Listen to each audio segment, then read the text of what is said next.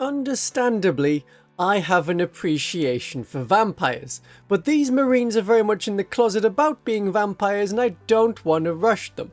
But they have fangs. I don't collect them, yet.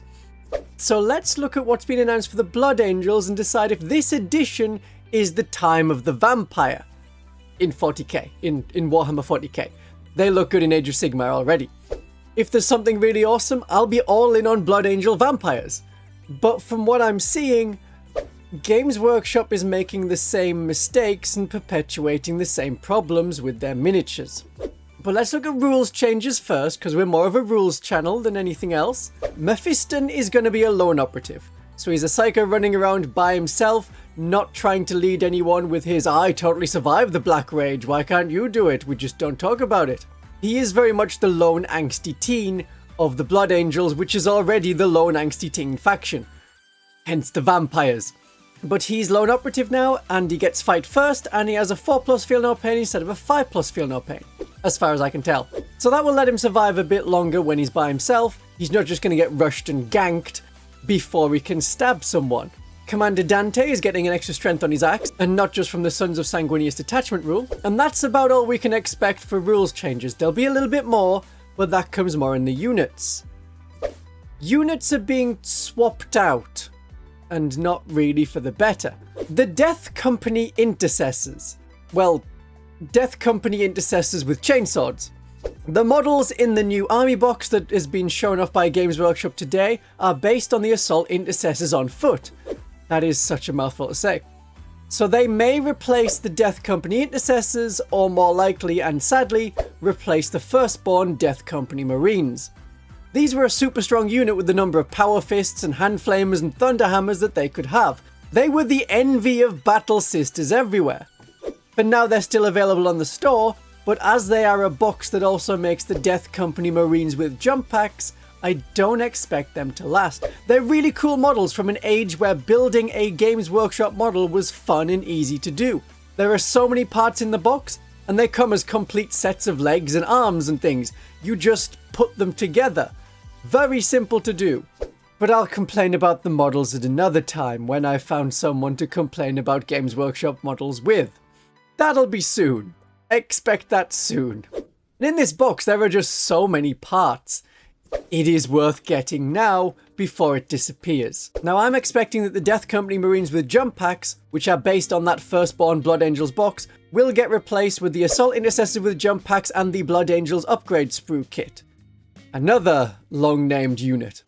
That is what is shown off in the newly announced starter set. Once again, unfortunately, the nice Firstborn models get removed instead of just getting upscaled. Why would they bother to remake a unit when they can just give you a slight upgrade sprue on another one of their boxes that they want to sell? Very overpriced are these Assault Intercessors. With jump packs and upgrade sprue. You can get incredibly similar models from Games Workshop, from the Horus Heresy line, where they are Assault Marines. You still get chainswords and bolt pistols and jump packs. And it works, and they're not tripping over their sticks and feet and all of the weird floaty bits, but it looks like they're falling. Those models, yeah, I'm not a fan. And along the same lines, the Death Company Dreadnought, which was based on the awesome box knot that everyone who's been in the hobby for more than 2 years thinks of when someone says the word Dreadnought, that's getting replaced by a Brutalis Dreadnought version, which looks to be just the Brutalis Dreadnought with a couple of bits from the upgrade sprue stuck onto it. In rules terms, probably it'll be fundamentally the same but with a different chassis, so you can expect a higher toughness. And no more Magna Grapple, unless you go for the Furioso Dreadnought, which is the boxy one. That's a box that comes with parts for the Librarian Dreadnought and parts to make the Furioso Dreadnought and the Death Company Dreadnought. So either that box will go, and then the Librarian and Furioso Dreadnought will get updated Primaris Dreadnought datasheets, or you will be discouraged from building the boxy Dreadnought as a Death Company Dreadnought. When we're thinking about units disappearing, well, there are 18 units in the Blood Angels Supplement Codex book, but there were 19 in the Index. The unit that will go to Legends is undoubtedly the Sanguinary Priest with jump pack. They have no models sold at the moment, and we saw that with the Space Marine Index that a lot of units with no models went to Legends. All other units should be fine, unless they are just replaced with a new datasheet, which may just be Yeah, we're not selling the cool Librarian Dreadnought anymore, but I think they would, because it has such a distinct weapon set. A weapon set that isn't in this upgrade sprue, so they're not just going to add that to another Dreadnought. So units get replaced. Firstborn with the Primaris version, and they lose their weapons in the process. They're not replaced by a multi-part cool box dedicated to looking Blood Angels from top to bottom, but with a much cheaper to make upgrade sprue. I can see how Blood Angel fans may not be happy with these changes, especially after how cool the models were back in the 2010s. That was when I was most tempted by them. I saw a box of them and I thought, you know, maybe I could repaint all of my Imperial Fists. Red is much easier to paint than yellow. And I already had a Death Company box, the older metal Death Company box, and some Blood Angels Terminators from Space Hulk. Not the awesome ones. The Fifth Element looking guys from the first Space Hulk. So this upgrade sprue. There are fangs out. That's good. But so many parts of this look very generic. That Blood Angel's power sword looks like the Lieutenant's power sword with a minor swap of talisman for a test tube of blood. Good to carry a drink on the go, I guess, but that is just how models are made by Games Workshop these days. They look like recasts of their own models. The jump intercessors and their jump captain the most. Someone has taken a scan of that, slightly changed it, and called it a whole new model. It looks lazy. It looks wrong. And I don't think we should support that practice. Astaroth didn't need a new model. The old one was great. Powerful pose, great imagery, screaming face, and it had size already.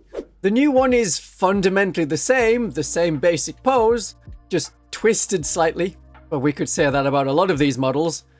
They're the Games Workshop models you know, but twisted slightly. But the Chaplain Lemartes model, that looks cool. You know, compared to the old model, this one has presence. It looks angry, it looks violent, it has a prominent skull and another prominent skull on the shoulder. The Blood Crozius itself looks interesting and distinct compared to a regular Crozius. There's been thought put into this. There's a bit of a metaphor going on. He's on the ground and he is descending some steps. Descent into madness? Maybe? I may be reaching a bit, but that looks good. And it isn't a guy with a jump pack tripping over a piece of terrain. When you put your jump pack models on the ground, they look so much better. This is a model with presence on the tabletop. There's no new art for the Codex, but the box art has the black and white styling of the Blood Angel story that was on Warhammer Plus where they were fighting Genestealer cult. That's, you know, that looks alright. It looks good. It's a nice artistic choice. But so far, we have no mention of any Assault Terminator boxes for the Blood Angels or any other Space Marine chapter, or of a change to the Golden Guard. The Golden Sanguinary Guard. If there was another big army set for the Blood Angels, Games Workshop would probably have shown it off here and now, like they did with the Agents of the Imperium.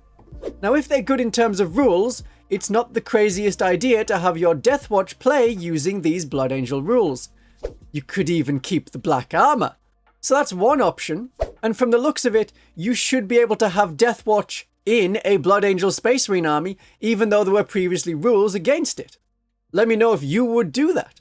When we know more about what's happening in the Agents of the Imperium and with the Deathwatch, I will have more thoughts and suggestions. But this video is what we know so far. My darlings and viewers, blood for the Emperor? And have a great day of 40k.